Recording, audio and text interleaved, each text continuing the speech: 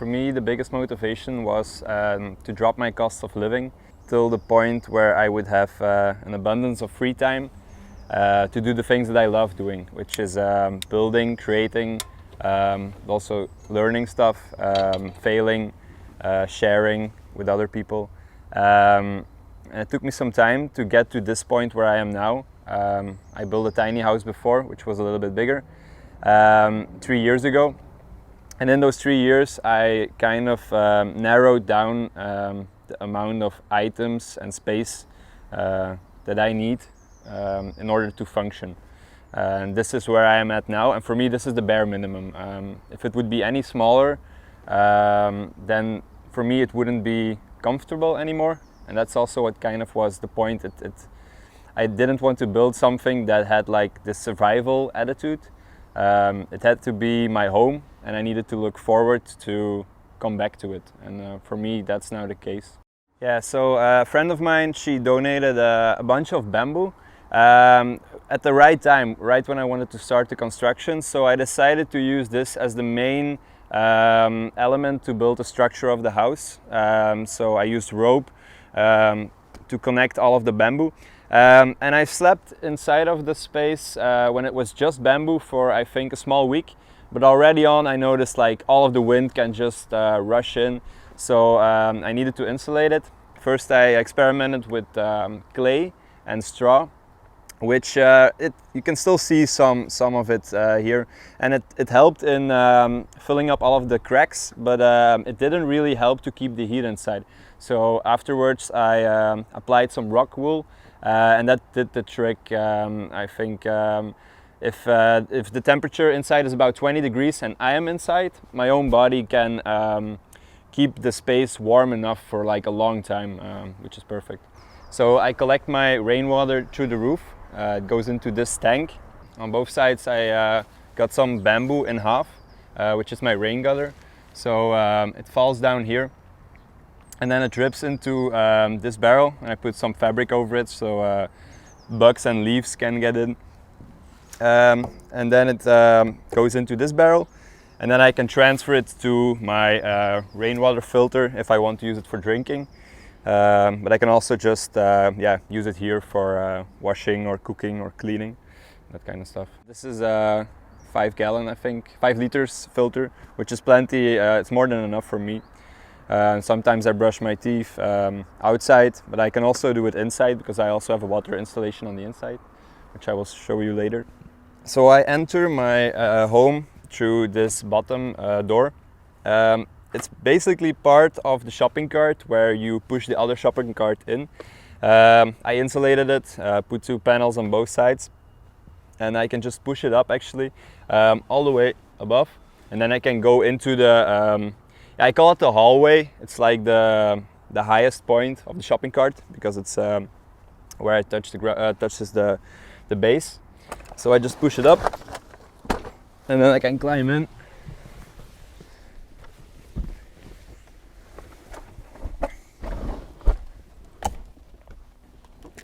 And I can open this window, and I can push it back down.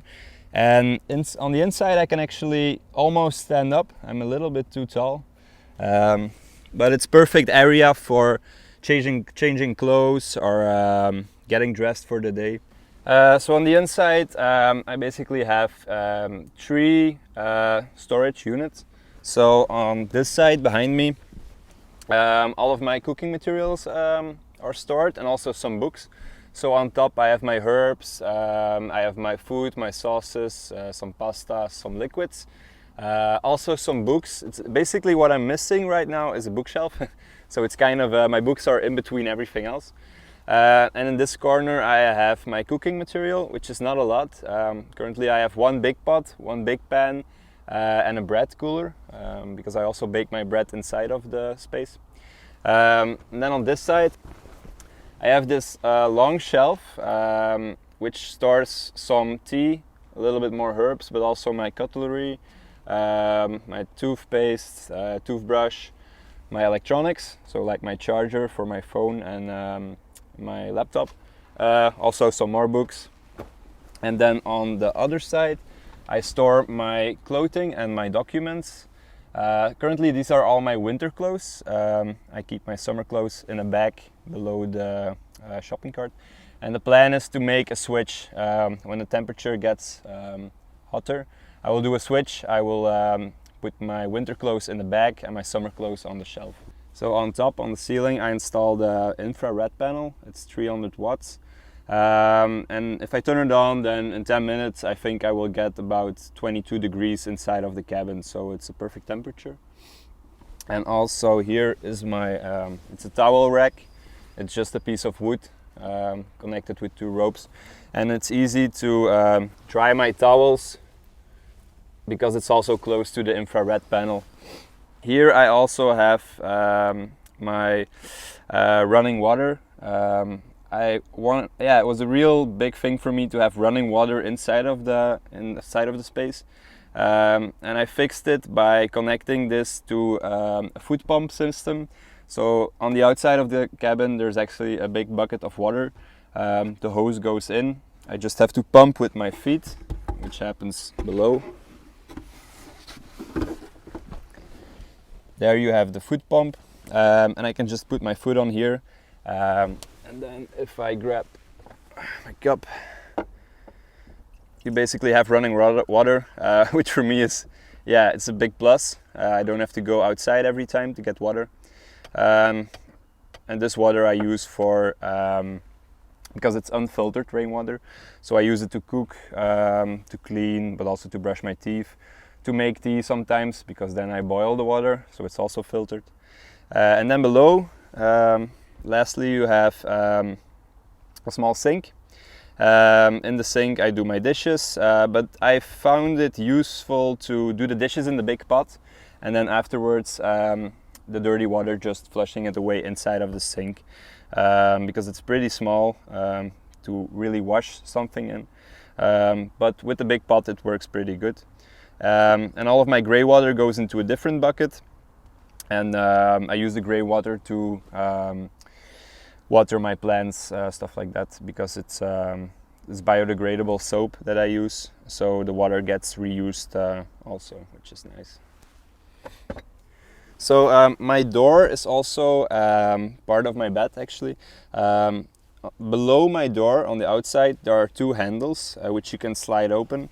So I pull on the rope, I lift it up, and then you can see it here and here are 2 wooden handles, and when I slide them open they make it possible to stand up straight like this, and then I can reorganize my pillows like this, and then I have the bed space, which now is it's a little bit tight, but I can also make it wider, because I can also use the table as part of my bed and then make it pretty comfortable, a pretty good width. Then I just do this like that. It's a little bit of an of an acrobatic thing, but after a while you kind of get used to it. So I place this down, and then this pillow goes over here, and then it's pretty it's a pretty good size to sleep in, I think. And then afterwards in the morning when I get up, I just reorganize again, put the table back in its place, move this pillow back to the left, and I can slide it back down again, like that. So I bought the book Walden, I think a few years ago, by Henry David Thoreau, when I started my interest in tiny houses, and he speaks also about a term called voluntary poverty, which for me was a very interesting idea, that you would voluntarily surround yourself with necessity. Try to not be possessed by your possessions, and I thought that was a very, especially in this day and age, a very strong idea, that because we can have so many, especially here in our Western society, it's possible to have so much stuff and so much money if you really want to, but to just turn away from that, for me was like something very powerful.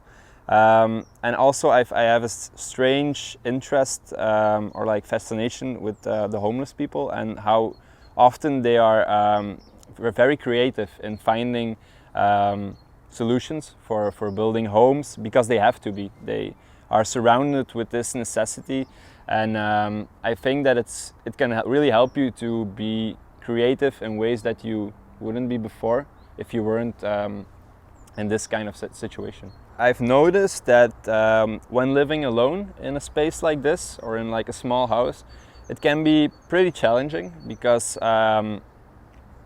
yeah, you see your friends that are not doing this and that are going for more luxury, more comfort, also spending more money on it. So sometimes you wonder, like, am I like the strange duck? Is this the right way to go? But now recently we moved here with 4 people, so there are 3 other people that are doing the same thing, and that really helps you to yeah, keep you motivated and like, okay, I'm not the only one who's thinking like this, and we are really onto something here. And I've also noticed that when you're doing this with more people, we often make breakfast together, we're planning on building a shower together, so this simple way of living, it becomes so much easier if you share it with others, I've noticed. Over here we're building an earthship greenhouse. So we kind of used the idea of earthships, which started in Mexico and America, if I'm right, where they would use tires, which is a waste product, and cramp them with dirt, pound the dirt, and then you stack the tires on top of each other. And it's a really good material that can store all of the heat of the sun and keep it inside. And what they do then is they place windows on the south side of the structure with a slightly tilt angle, so you can get all of the sunlight, or most of the sunlight, also in winter when the sun is lower. And then the plan is to make as much vegetables as we can during summer, and try and see if like it would be perfect if we wouldn't have to go to the store anymore to buy vegetables. But we will see how good it goes. We are now 4 people, maybe some more people will join, but I think it will be big enough to make like a really big amount of food in the coming months. With this project I want to inspire people, but I don't want to say like do exactly what I'm doing and live your life in a small space like this. This was constructed especially specifically for my own needs. So it fits all of my own necessities, but I think that's different for everyone. And I just want people to really critically think about if they really want a house which is like super big, and just like think about it. What do you really want, and what do you want to spend your money on? And most importantly, what do you want to spend your time on? Because I think it's not money that we spend, it's time, time that we work and make money with. So that for me is an interesting idea, like what do you want to spend your time on? And if you go smaller, then usually it means that you have more time because it costs less. That's pretty much the way it is. So the biggest cost went to the rainwater filter, which was 380 euros. My infrared panel costed 60 euros. The gas stove costs also 60 euros. So like in general, I think it's like 500 euros. But most of the cost went to the materials, the tools. The house itself was practically free. The bamboo was granted to me for free. The roof is an old banner from a guitar shop. The shopping cart was already in my possession. Some tires that were from, yeah, I don't know where I got them, but yeah. So most of the stuff was granted or found or recycled, repurposed. And the glass window, I think, was from an old shower from a friend. Like here, this is just a bended PVC pipe that I found somewhere. And then the shower bag, I think I paid 10 euros for. So overall was pretty cheap.